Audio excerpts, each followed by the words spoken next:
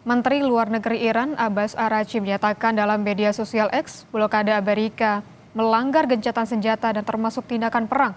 Sementara Presiden Amerika Serikat Donald Trump mengatakan siap untuk melanjutkan pemboman Iran jika pembicaraan tidak berjalan dengan baik.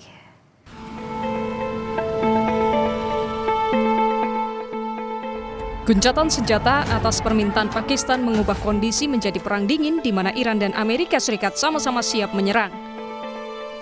Namun konflik di Selat Hormuz juga belum mereda lantaran Amerika masih memblokade kapal dari dan menuju pelabuhan Iran. Menteri Luar Negeri Iran Abbas Araghchi menyatakan dalam media sosial X, blokade Amerika melanggar gencatan senjata dan termasuk tindakan perang.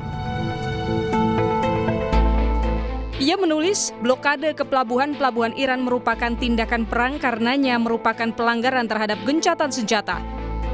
Menyerang kapal komersial dan menyandera awaknya merupakan pelanggaran yang jauh lebih serius.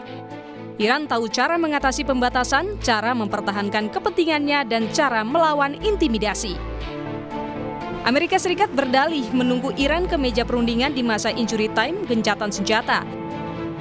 Meski demikian, Presiden Amerika Serikat Donald Trump mengatakan siap untuk melanjutkan pengeboman Iran jika pembicaraan tidak berjalan dengan baik.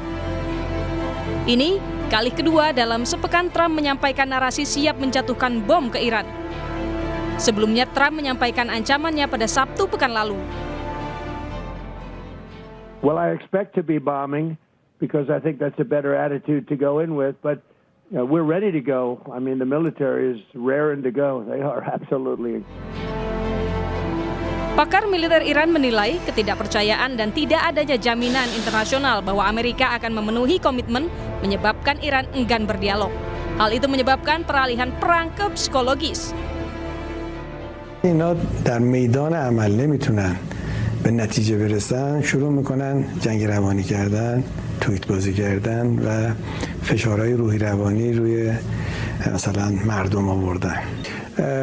سناریوی سوم این است که بیاد یک طرفه اعلام آتش بس رو تمدید کنه بدون که ایران بپذیره و ما رو تو شرایط جنگ و صلح نگه داره و به عبارتی ما رو در یک بلا تکلیفی